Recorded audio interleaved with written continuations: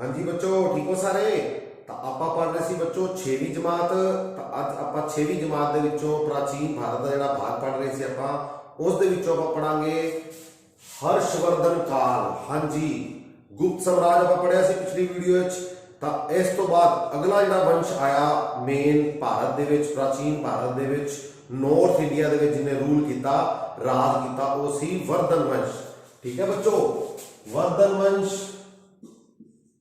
या इसनू पुष्यभूति वंश भी कहते हैं। पुष्यभूति वंश, हाँ जी बच्चों, पुष्यभूति। इसका संस्थापक सी पुष्यभूति, इस करके इस वंश नू पुष्यभूति वंश भी कहा जाता है। ठीक है बच्चों। और दूसरा नाम है इसका वर्धन वंश, और इस वंश का महान राजा सी हर्षवर्धन। हाँ जी, संस्थापक पुष्यभूति। और उस तो बाद अगर आप किसी राजे के बारे गल करनी है इस वंश से, तो वो सी बच्चों प्रभाकर वर्धन, जिसने बहुत सारी उपाधियां धारण की। और ये जो पुष्यभूति वंश है, वर्धन वंश है, वर्धन सी जड़े एक किन्ना दे सामंत सी गुप्ता दे, गुप्त वंश दे। तो गुप्त वंश दे की सी सामंत सी, या कह लो जिमीदार सी उन्होंने। आप पढ़िया सी गुप्त वंश, ठीक है ना। स्कंद गुप्त तो बाद हौली हौली जिहड़े ने गुप्त राजा का जिहड़ा पतन शुरू हो गया। तो उस टाइम जिहड़े सामंत सी वर्धन पुष्यभूति, तो इन्होंने अपना एक अलग साम्राज्य जिहड़ा स्थापित कर लिया, और इन्हों का संस्थापक सी पुष्यभूति। इन्हों का जिहड़ा राज सी वो सी बच्चों थानेश्वर, जिहड़ी कि इन्हों की राजधानी सी थानेश्वर, हरियाणे दे विच कुरुक्षेत्र दे कोल। हरियाणा कुरुक्षेत्र, अज दा कुरुक्षेत्र। और राजधानी केड़ी सी थानेश्वर, स्थानेश्वर, अज का नाम है थानेसर। ये सी राजधानी पुष्यभूति वंश दी, वर्धन वंश दी। और संस्थापक सी पुष्यभूति। और पहला महान राजा कौन सी? प्रभाकर वर्धन। प्रभाकर वर्धन किस एरिए राज करते सी? हरियाणे दे विच कुरुक्षेत्र दे आले दुआले। राजधानी सी स्थानेश्वर, यानी ईश्वर का स्थान। और हुण इसका नाम है थानेसर। ठीक है बच्चों। और किन्ना दे सामंत सी? गुप्त राजा दे, गुप्त वंश दे ये सामंत सी पुष्यभूति या वर्धन वंश। ठीक है बच्चों। प्रभाकर वर्धन महान राजा। इस दे अगों बच्चों 3 बच्चे सी, राजवर्धन, हर्षवर्धन, और एक पुत्री सी बच्चों राजश्री। हाँ जी। और इस वंश का महान राजा सी हर्षवर्धन। प्रभाकर वर्धन के किन्ने पुत्र बच्चे सी? 3, 2 बेटे 2 पुत्र। राजवर्धन बड़ा सी, हर्षवर्धन छोटा सी, और एक पुत्री सी राजश्री। राजश्री जिहड़ी सी पुत्री। और इस दी शादी हुई सी बच्चों ग्रहवर्मन दे नाल, जिहड़ा कि कन्नौज दा राजा सी। कन्नौज, ग्रह, ठीक है, ग्रह मतलब घर। ठीक है। तक राजश्री अपने घर चली गई, ग्रहवर्मन दे कोल चली गई, किथे? कन्नौज। उसकी शादी होगी। पर इथों कहानी जी स्टार्ट होती है बच्चों। तो ग्रहवर्मन नूं जिहड़ा किसने मार दिता सी? देवगुप्त ने, जिहड़ा कि मालवा का राजा सी, मालवा का शासक सी। और इसका मित्र सी शशांक, जिहड़ा कि गौड़ नरेश सी, गौड़ शासक सी, गौड़। क्या बच्चों? देवगुप्त जिहड़ा कि मालवा का शासक सी, उसका साथी कौन सी? शशांक। दोनों मित्र सी। तो दोनों ने मिलके देवगुप्त ने जिहड़ा किसनू मारता? ग्रहवर्मन नू मारता। और राजश्री नू की कर लिया? कैद कर लिया बच्चों, कैद कर लिया इन्होंने। ठीक है बच्चों। राजश्री ग्रहवर्मन की घर वाली सी। ग्रहवर्मन दे नाल उसदी शादी हुई, जिहड़ा कि कन्नौज का राजा सी। तो इस तो बाद ग्रहवर्मन नू किन्ने मार दिता? देवगुप्त ने, मालवा का शासक। और इसका मित्र सी गौड़। हाँ जी। ਤਾਂ ਹੁਣ ਇਸ ਦਾ ਬਦਲਾ ਲੈਣ ਵਾਸਤੇ, ਆਪਣੀ ਭੈਣ ਨੂੰ ਬਚਾਉਣ ਵਾਸਤੇ ਸਭ ਤੋਂ ਵੱਡਾ ਪੁੱਤਰ ਅੱਗੇ ਆਇਆ ਪ੍ਰਭਾਕਰ ਵਰਦਨ ਦਾ ਵੱਡਾ ਭਰਾ ਰਾਜਵਰਧਨ। ਤਾਂ ਰਾਜਵਰਧਨ ਨੇ ਕੀ ਕੀਤਾ ਬੱਚੋ, ਦੇਵਗੁਪਤ ਨੂੰ ਜਿਹੜਾ ਉਹ ਕੀ ਕਰ ਦਿੱਤਾ, ਹਰਾ ਦਿੱਤਾ ਤੇ ਯੁੱਧ ਵਿੱਚ ਮਾਰ ਦਿੱਤਾ ਦੇਵਗੁਪਤ ਨੂੰ। ਠੀਕ ਹੈ ਬੱਚੋ, ਤਾਂ ਦੇਵਗੁਪਤ ਨੂੰ ਹਰਾਤਾ, ਪਰ ਕੀ ਹੋਇਆ, ਸ਼ਸ਼ਾਂਕ ਨੇ ਜਿਹੜਾ ਉਹ ਕਿਸ ਨੂੰ ਮਾਰ ਦਿੱਤਾ, ਰਾਜਵਰਧਨ ਨੂੰ। ਹਾਂਜੀ, ਦੇਵਗੁਪਤ ਨੂੰ ਕਿਸਨੇ ਮਾਰਿਆ, ਰਾਜਵਰਧਨ ਨੇ ਆਪਣੀ ਭੈਣ ਨੂੰ ਛੁਡਾਉਣ ਵਾਸਤੇ। ਔਰ ਰਾਜਵਰਧਨ ਨੂੰ ਕਿਸਨੇ ਮਾਰਤਾ, ਸ਼ਸ਼ਾਂਕ ਨੇ, ਉਸਦੇ ਮਿੱਤਰ ਨੇ ਗੌੜ ਨਰੇਸ਼। ਸ਼ਸ਼ਾਂਕ ਬੜਾ ਇੰਪੋਰਟੈਂਟ ਨਾਮ ਹੈ ਬੱਚੋ, ਇਹ ਉਹੀ ਸ਼ਸ਼ਾਂਕ ਹੈ ਜਿਸਨੇ ਬੋਧੀ ਵ੍ਰਿਕਸ਼ ਨੂੰ ਕਟਵਾ ਦਿੱਤਾ ਸੀ। ਬੋਧੀ ਰੁੱਖ ਜਿਹੜਾ ਕਿੱਥੇ ਹੈਗਾ ਬੱਚੋ, ਬੋਧ ਗਇਆ ਵਿੱਚ ਬੋਧੀ ਰੁੱਖ। ਹਾਂਜੀ, ਸ਼ਸ਼ਾਂਕ ਨਾਲ ਰਿਲੇਟਡ ਦੋ ਕੁਐਸਚਨ ਬੜੇ ਇੰਪੋਰਟੈਂਟ ਨੇ। ਇੱਕ ਤਾਂ ਇਸਨੇ ਬੋਧੀ ਰੁੱਖ ਕਟਵਾ ਦਿੱਤਾ ਸੀ ਬੋਧ ਗਿਆ ਵਾਲਾ, ਔਰ ਦੂਸਰਾ ਇਸਨੇ ਕਿਹਨੂੰ ਮਾਰਤਾ ਸੀ, ਰਾਜਵਰਧਨ ਨੂੰ, ਜਿਹੜਾ ਕਿ ਵੱਡਾ ਪੁੱਤਰ ਸੀ ਪ੍ਰਭਾਕਰ ਵਰਦਨ ਦਾ, ਔਰ ਵਰਦਨ ਵੰਸ਼ ਦਾ ਠੀਕ ਹੈ ਸ਼ਾਸਕ ਸੀ ਪ੍ਰਭਾਕਰ ਵਰਦਨ। ਔਰ ਰਾਜਸ਼੍ਰੀ ਪੁੱਤਰੀ ਸੀ ਰਾਜਸ਼੍ਰੀ ਗ੍ਰਹਿਵਰਮਨ। ਦੋਨੋਂ ਕੀ ਸੀ ਬੱਚੋ, ਪਤੀ ਪਤਨੀ। ਗ੍ਰਹਿਵਰਮਨ ਨੂੰ ਮਾਰਨ ਤੋਂ ਬਾਅਦ ਦੇਵਗੁਪਤ ਨੇ ਕੈਦ ਕਰ ਲਿਆ ਰਾਜਸ਼੍ਰੀ ਨੂੰ, ਔਰ ਰਾਜਸ਼੍ਰੀ ਨੂੰ ਛੁਡਾਉਣ ਵਾਸਤੇ ਉਸਦਾ ਭਰਾ ਆਇਆ ਰਾਜਵਰਧਨ। ਰਾਜਸ਼੍ਰੀ ਰਾਜਵਰਧਨ, ਤਾਂ ਰਾਜਵਰਧਨ ਨੇ ਮਾਰਤਾ ਦੇਵਗੁਪਤ ਨੂੰ। ਹੁਣ ਦੇਵਗੁਪਤ ਮਰ ਗਿਆ ਤੇ ਉਸਦੇ ਮਿੱਤਰ ਨੇ ਮਾਰਤਾ ਰਾਜਵਰਧਨ ਨੂੰ। ਠੀਕ ਹੈ ਬੱਚੋ, ਤਾਂ ਹੁਣ ਰਾਜਵਰਧਨ ਰਾਜਸ਼੍ਰੀ ਆਪਣੀ ਭੈਣ ਜਿਹੜੀ ਕਿ ਬਚਾਉਣ ਗਿਆ ਸੀ ਰਾਜਵਰਧਨ, ਉਹ ਵੀ ਵਿਚਾਰਾ ਮਾਰਿਆ ਗਿਆ। ਤਾਂ ਹੁਣ ਆ ਗਿਆ ਬੱਚੋ ਹਰਸ਼ਵਰਧਨ। ਹਾਂਜੀ, ਹਰਸ਼ਵਰਧਨ ਜਿਹੜਾ ਕਿ 16 ਸਾਲ ਦੀ ਉਮਰ ਦੇ ਵਿੱਚ ਸ਼ਾਸਕ ਬਣਿਆ। 16 ਸਾਲ ਇਸ ਦੀ ਉਮਰ ਸੀ, 606 ਈਸਵੀ ਦੇ ਵਿੱਚ ਸ਼ਾਸਕ ਕੌਣ ਬਣਿਆ, ਵਰਧਨ ਵੰਸ਼ ਦਾ ਹਰਸ਼ਵਰਧਨ। ਹਰਸ਼ਵਰਧਨ ਸਭ ਤੋਂ ਜ਼ਿਆਦਾ ਇੰਪੋਰਟੈਂਟ ਨੇ ਕੁਐਸਚਨ ਇਸ ਦੇ ਨਾਲ ਰਿਲੇਟਡ। ਹਰਸ਼ਵਰਧਨ ਹਰਸ਼ ਬਣਿਆ ਰਾਜਾ 1606 ਤੋਂ ਲੈ ਕੇ 1647 ਈਸਵੀ ਤੱਕ।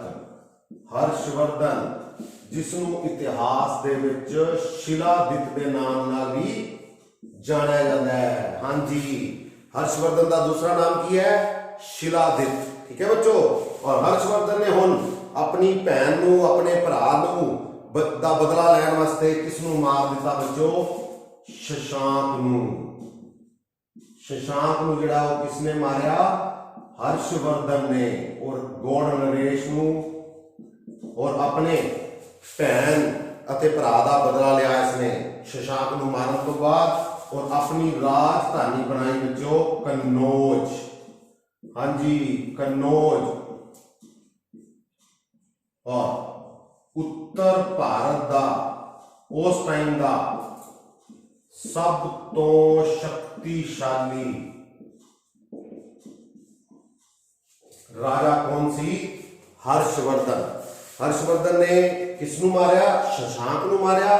ਗੌੜ ਨਰੇਸ਼ ਨੂੰ ਜਿਸਨੇ ਕਿ ਬੋਧੀ ਰੂਪ ਕਟਾਇਆ ਸੀ, ਔਰ ਇਸ ਦੇ ਭਰਾ ਨੂੰ ਮਾਰਿਆ ਸੀ। ਠੀਕ ਹੈ ਬੱਚੋ, ਇਸ ਨੂੰ ਮਾਰਨ ਤੋਂ ਬਾਅਦ ਇਸਨੇ ਆਪਣੀ ਰਾਜਧਾਨੀ ਬਣਾਈ ਕਨੌਜ। ਔਰ ਉੱਤਰ ਭਾਰਤ ਦੇ ਵਿੱਚ, ਪੂਰੇ ਉੱਤਰ ਭਾਰਤ ਦੇ ਵਿੱਚ ਸਭ ਤੋਂ ਸ਼ਕਤੀਸ਼ਾਲੀ ਉਸ ਟਾਈਮ ਦਾ ਇਤਿਹਾਸਕਾਰ ਕਹਿੰਦੇ ਨੇ ਸਭ ਤੋਂ ਅੰਤਿਮ ਹਿੰਦੂ ਸ਼ਕਤੀਸ਼ਾਲੀ ਸਮਰਾਟ ਵੀ ਸੀ ਉਸ ਟਾਈਮ ਦਾ।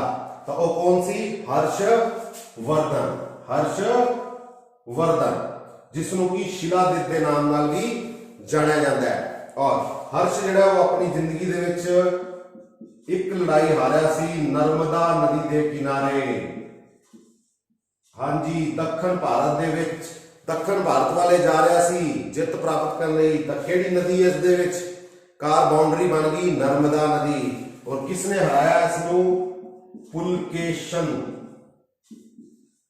ਦੂਜੇ ਨੇ, ਜਿਹੜਾ ਕਿ ਚਾਲੁਕਿਆ ਵੰਸ਼ ਦਾ ਰਾਜਾ ਸੀ ਬੱਚੋ। ਚਾਲੁਕਿਆ ਵੰਸ਼ ਦੇ ਰਾਜੇ ਪੁਲਕੇਸ਼ਨ ਦੂਜੇ ਨੇ ਹਰਾਇਆ ਹਰਸ਼ਵਰਧਨ ਨੂੰ। ਕਿਸ ਨਦੀ ਦੇ ਕਿਨਾਰੇ, ਨਰਮਦਾ ਨਦੀ ਦੇ ਕਿਨਾਰੇ। ਬੜਾ ਇੰਪੋਰਟੈਂਟ ਕੁਐਸਚਨ ਹੈ। ਪੁਲਕੇਸ਼ਨ ਦੂਜੇ ਨੇ ਹਰਾਇਆ ਹਰਸ਼ ਨੂੰ। ਹਰਸ਼ ਆਪਣੀ ਜ਼ਿੰਦਗੀ ਦੀ ਇੱਕੋ ਇੱਕ ਲੜਾਈ ਹਾਰਿਆ ਸੀ, ਕਿਹੜੀ ਨਦੀ ਦੇ ਕਿਨਾਰੇ, ਨਰਮਦਾ। ਕਿਸ ਰਾਜੇ ਦੇ ਕੋਲੋਂ, ਪੁਲਕੇਸ਼ਨ ਦੂਜੇ ਕੋਲੋਂ। किस वंश का राजा सी? चालुक्य वंश का। और हुण जिहड़ा हारिया वो तो अपनी हार नहीं लिखवाएगा ना बच्चों इतिहास विच, तां इह लड़ाई के बारे किसने लिखवाया? पुलकेशन दूजे ने बच्चों। किस जगह तो पता लगता है? ये होल स्तंभ लेख तो। हाँ जी, यह होल स्तंभ लेख है बच्चों कर्नाटका दे विच, और इस नूं लिखिया सी रवि कीर्ति ने। होल स्तंभ लेख नूं किसने लिखिया सी? रवि कीर्ति ने। पुलकेशन दूजे दा जिहड़ा कवि सी, दरबारी कवि पुलकेशन दा रवि कीर्ति। किसने कीर्ति विखाई? पुलकेशन दी रवि कीर्ति ने। ठीक है बच्चों, यह होल अभिलेख किस जगह ते? कर्नाटका दे विच। ए होल होल, ठीक है, ये देख लो। तो ये किसने लिखवाया सी? पुलकेशन दूजे ने। और लिखिया किसने सी? रवि कीर्ति ने बच्चों। और किसनू हराया सी? हर्षवर्धन नू। केड़ी नदी के किनारे? नर्मदा नदी के किनारे। ठीक है बच्चों, इस तो बाद गल करिए हर्ष के बारे। तो हर्ष के टाइम दे विच उसका दरबारी कवि सी बाण भट्ट, जिस तो हर्ष के बारे पता लगता है बच्चों। दरबारी कवि कौन सी? बाण भट्ट। हाँ जी, बाण भट्ट ने 2 किताबां लिखियां बच्चों, हर्ष चरित अते कादंबरी। हाँ जी, हर्ष चरित, हर्ष के बारे किताब लिखी है किसने? बाण भट्ट ने। दूसरी किताब है कादंबरी। हर्ष चरित्र के बारे, हर्ष चरित्र के ऊपर किताब लिखी हुई किसके द्वारा? बाण भट्ट द्वारा। और दूसरी किताब कादंबरी। ठीक है बच्चों, और हर्ष ने खुद, हर्षवर्धन भी एक अच्छा राइटर सी, लेखक सी। 3 किताबां लिखियां इसने। किस भाषा दे विच? संस्कृत भाषा दे विच। प्रियदर्शिका,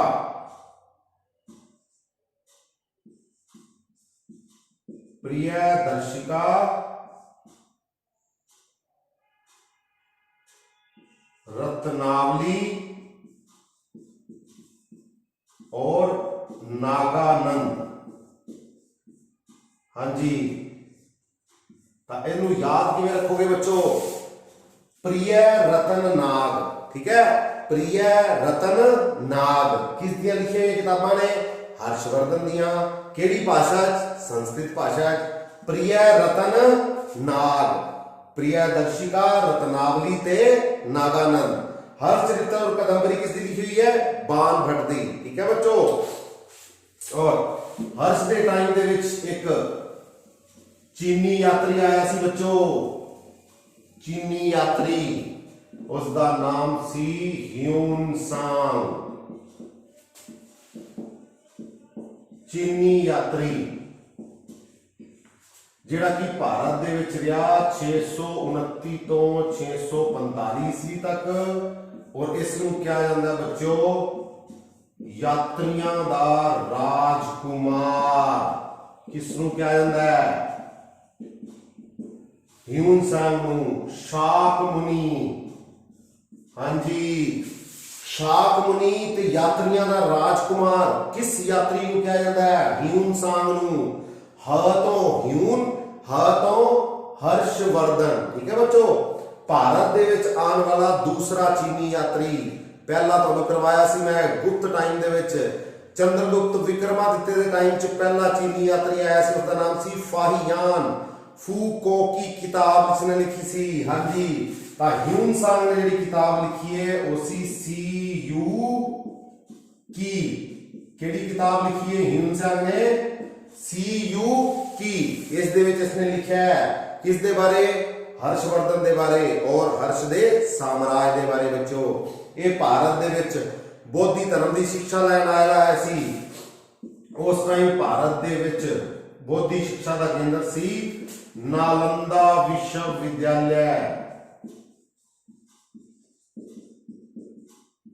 हाँ जी, नालंदा बिहार दे विच उस टाइम का सब तो बड़ा विश्वविद्यालय सी। और इसका मुखी सी बच्चों शीलभद्र। शील भद्दर ਉਹ ਮੁਖੀ ਸੀ ਉਸ ਟਾਈਮ नालंदा विश्वविद्यालय ਦਾ। पिछली वीडियो च पढ़िया सी नालंदा विश्वविद्यालय किसने बनवाया सी? कुमार गुप्त ने। याद आ गया जी। और इसका मुखी कौन सी उस टाइम? शील भद्दर। और बिहार दे विच नालंदा विश्वविद्यालय उस टाइम बौद्धी सिक्ख्या का सब तो बड़ा केंद्र सी। खास करके किहड़ी शाखा नाल संबंधित सी? महायान। बुद्ध धर्म जब पढ़िया सी दो शाखावां च वंडिया गया सी बुद्ध धर्म, हीनयान और महायान। ठीक है बच्चों। और ह्यून-सांग आया भारत में 629 तो 645, जिसनों की कहना यात्रियों का राजकुमार शाकमुनि। ये भारत में आने वाला दूसरा चीनी यात्री। किसदे टाइम आया? हर्ष दे टाइम। ह तो ह्यून-सांग, ह तो हर्ष। और सीयू की किताब इसने लिखी सी। और ह्यून-सांग ने जड़ा कन्नौज दे विच जिहड़ी धर्म सभा हुई सी उसकी प्रधानगी भी की सी बच्चों। जदों ये भारत में आया उस टाइम कन्नौज की सभा आयोजित की गई, धर्म सभा। ठीक है, किसके द्वारा? हर्षवर्धन के टाइम। और वो 6वीं धर्म सभा सी जिसकी प्रधानगी किसने की सी? ह्यून-सांग ने। कितनी सभा सी बच्चों? 6वीं। और केड़ी जगह पे? कन्नौज। और सब तो ज्यादा इंपॉर्टेंट तुसी याद रखना बच्चों, प्रयाग। हाँ जी, प्रयाग वर्तमान इलाहाबाद।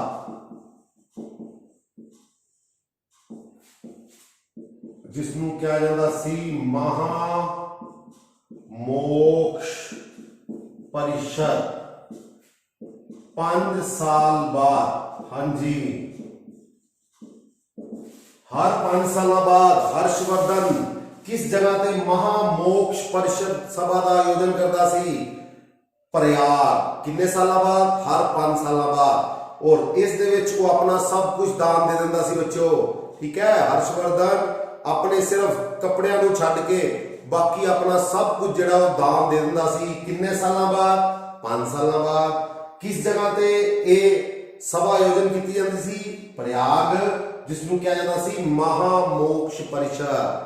क्या बच्चों? महामोक्ष परिषद कितने साल बाद होती सी? 5 साल बाद। कित्थे होती सी? प्रयाग। केड़ा राजा करता सी? हर्षवर्धन। और ह्यून-सांग ने किस सभा का आयोजन किया सी? केड़ी सभा की प्रधानगी की सी? कन्नौज की धर्म सभा की। ठीक है बच्चों।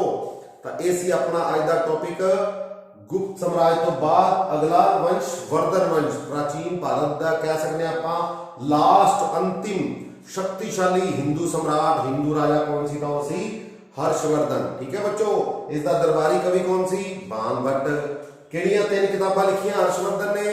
हाँ जी, प्रियदर्शिका, नागानंद और रत्नावली। प्रिय रतन नाग। ठीक है। बाणभट्ट ने केड़ी किताबां लिखी हैं? हर्षचरित्र और कादंबरी। ह्यून-सांग किस दे टाइम भारत आया सी? हर्षवर्धन दे टाइम। भारत में आने वाला पहला चीनी यात्री कौन सी? फाहियान। कदों आया सी? चंद्रगुप्त दूसरे दे टाइम बच्चों। ठीक है बच्चों। तो ये सी अपना आज का टॉपिक। मिलांगे अगली वीडियो नवे टॉपिक दे नाल। Okay, thank you.